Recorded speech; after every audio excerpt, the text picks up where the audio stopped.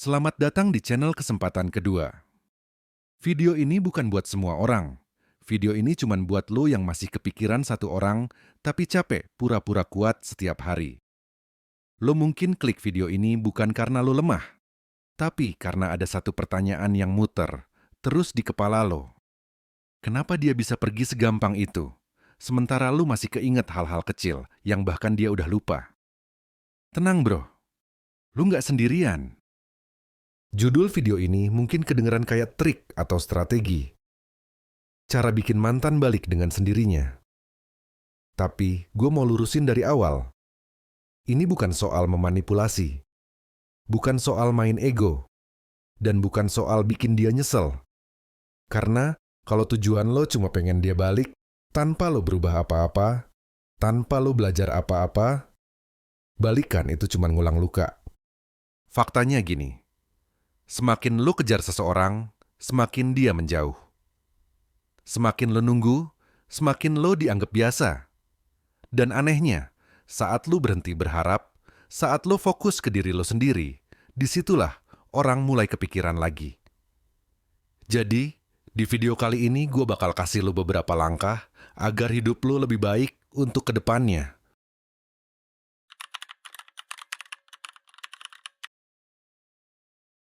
Hal pertama yang harus lo lakuin, bukan ngejar, bukan ngechat panjang, bukan minta penjelasan lagi. Karena semakin lo ngejar, semakin dia ngerasa dia punya kuasa atas perasaan lo. Gua tahu rasanya. Setiap hari pengen tahu kabarnya. Pengen bilang lo masih ada, masih nunggu, masih berharap. Tapi justru di situ masalahnya. Saat lo selalu ada, lo jadi nggak terasa hilang. Dan orang baru sadar nilai sesuatu saat itu nggak lagi di depan mata. Berhenti nge-push bukan berarti nyerah, tapi berhenti ngasih tekanan ke hati yang lagi pengen bebas. Saat lo diem, saat lo nggak ngejar, disitulah ruang mulai tercipta. Nada makin dalam, ruang buat dia mikir, ruang buat dia ngerasa kehilangan, ruang buat dia nanya ke dirinya sendiri. Kenapa dia sekarang nggak kayak dulu? Kebanyakan orang gagal karena mereka pengen hasil cepat, padahal perasaan itu tumbuh di dalam diam. Jadi di part ini, tugas lo cuma satu. Diem, tenang, fokus ke diri lo. Karena semakin lo tenang, semakin lo kelihatan kuat. Dan kekuatan, itu yang sering bikin mantan datang tanpa dipanggil.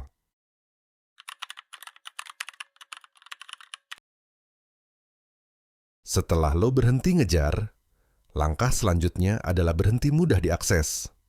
Bukan ngeblok, bukan unfollow rame-rame, bukan sindir di story, tapi pelan-pelan ngilang dari kebiasaan dia. Dulu, sekali dia bosen, dia ke lo. Sekali dia sepi, dia chat lo.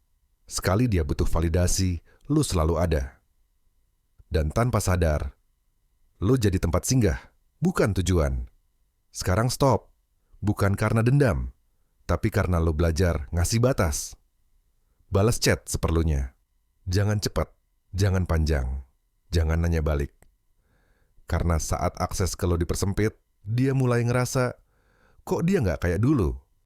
Dan rasa kehilangan selalu muncul dari perubahan kecil, bukan dari drama besar. Saat dia nggak bisa lagi dapat perhatian lo kapan aja, otaknya mulai kerja, hatinya mulai nyari. Banyak yang takut ngelakuin ini karena mikir, takutnya dia makin jauh. Bro, yang bener-bener peduli akan nyari, yang cuman nyaman akan pergi. Dan di titik ini, lo lagi belajar satu hal penting. Harga diri lo lebih berharga dari perhatian sesaat. Dan saat lo nggak murahan sama waktu lo, disitulah lo mulai dirindukan.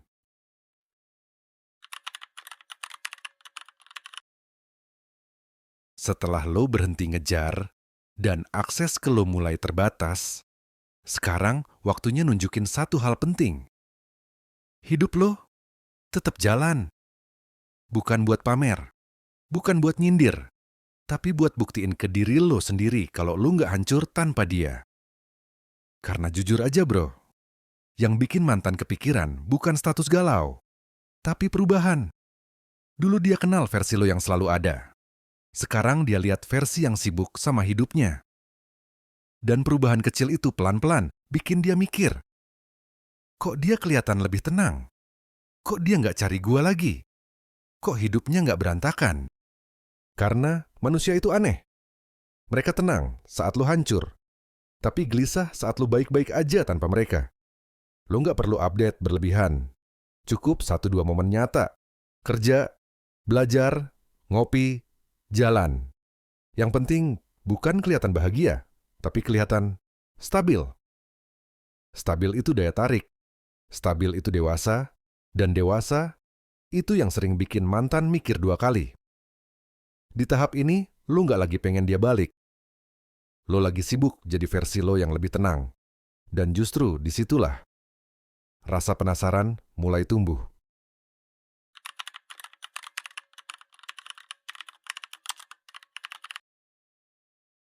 Satu kesalahan paling sering, orang pengen mantannya balik, tapi dia tetap jadi orang yang sama. Kalau lo masih punya pola yang sama, cara ngomong yang sama, emosi yang sama, buat apa dia balik? Perubahan itu bukan soal gaya, bukan soal rambut, bukan soal foto, tapi soal respon lo ke hidup. Dulu lo reaktif, sekarang lo tenang. Dulu lo gampang panik, sekarang lo mikir dulu. Dan perubahan ini kerasa walau lo nggak cerita apa-apa. Orang bisa ngerasain energi yang beda. Saat lo ngomong lebih seperlunya. Saat lo nggak defensif. Saat lo nggak nyalahin siapa-siapa. Itu bikin lo terlihat dewasa. Dan dewasa itu langka, makanya dia mahal.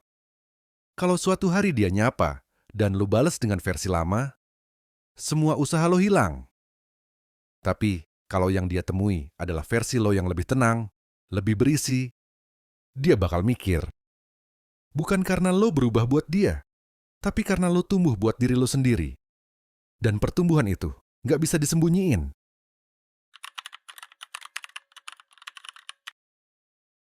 Di satu titik dia bakal nyapa lagi. Kadang cuman, lagi apa? Atau, kabarnya gimana? Dan di situ banyak orang gagal. Karena langsung bahas masa lalu.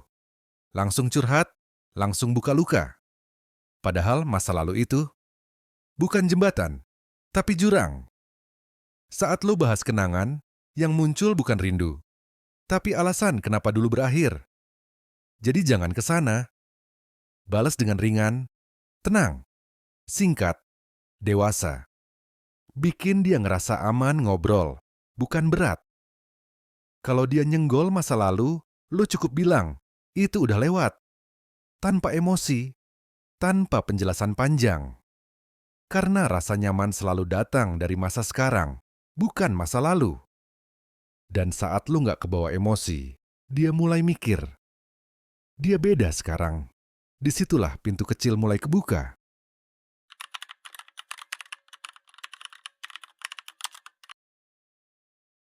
Kalau obrolan udah kebuka lagi, ingat satu hal penting.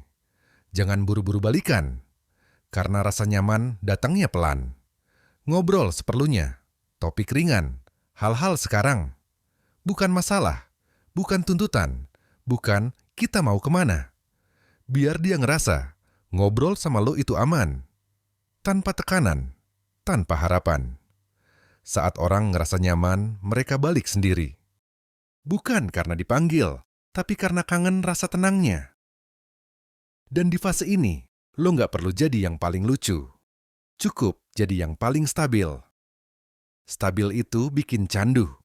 Karena jarang.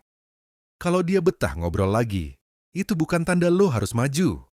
Itu tanda lo lagi di jalur yang benar.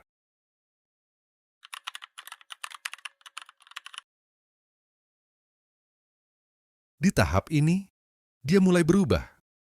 Chat lebih sering, nada lebih hangat, mulai nyari lo tanpa alasan jelas. Dan disinilah kebanyakan orang kepleset. Karena seneng, karena kangen, karena ngerasa akhirnya dia balik. Lalu lo jadi terlalu tersedia.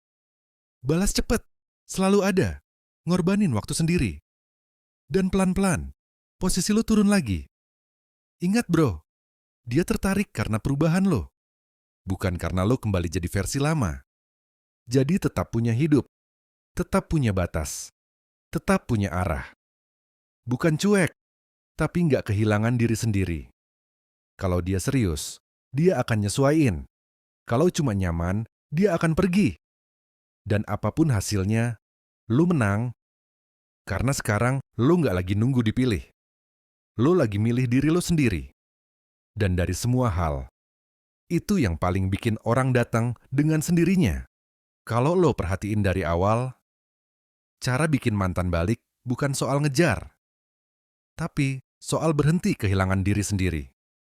Saat lo diem, ngasih jarak, dan mulai hidup lagi, rasa itu pelan-pelan muncul. Bukan karena lo maksa, tapi karena lo berubah. Dan kalaupun dia nggak balik, lo nggak rugi. Karena lo sekarang lebih tenang, lebih kuat, dan nggak bergantung sama siapapun. Itulah posisi terbaik buat dicintai. Kalau video ini kena di lo, atau lo lagi di fase yang sama, cerita aja di kolom komentar. Gue baca, kita ngobrol bareng. Dan kalau lo pengen konten tentang cinta, mental cowok, dan hidup yang lebih tenang, subscribe aja. Ingat bro, yang tepat gak perlu dikejar. Dia datang saat lo udah siap